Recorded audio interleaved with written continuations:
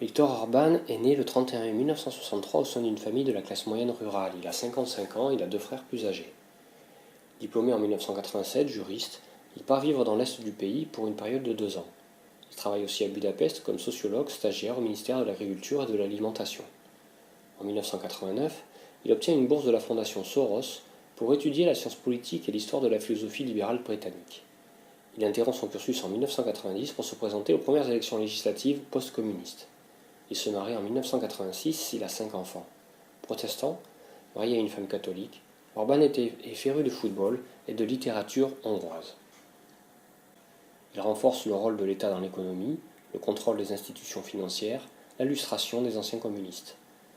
Reconduit pour un troisième mandat en 2014, il promeut l'illibéralisme, affirme les racines chrétiennes de l'Europe et s'oppose à l'immigration, déclarant défendre l'État-nation lors de la crise migratoire en Europe. Sur le plan économique, il entreprend une politique de nationalisme financier.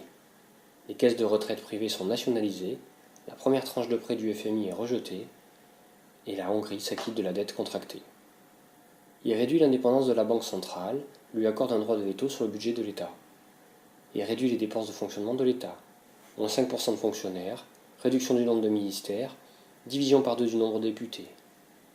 Il crée un macro-ministère de l'économie et supprime les comités directeurs de fonds de sécurité sociale et de l'Agence centrale de paiement de la sécurité sociale. Sur le plan migratoire, il décide la construction en 2015 d'une barrière entre la Hongrie et la Serbie. Les pouvoirs de l'armée et de la police à l'égard des migrants sont renforcés. L'armée peut utiliser tout moyen de contrainte, notamment balles en caoutchouc et engins pyrotechniques.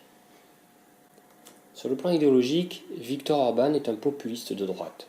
Les positions qu'il défend sur les questions d'immigration et d'accueil des réfugiés le rapprochent beaucoup d'un certain nombre de mouvements d'extrême droite européenne, mais son parti, le Fidesz, est membre du Parti populaire européen.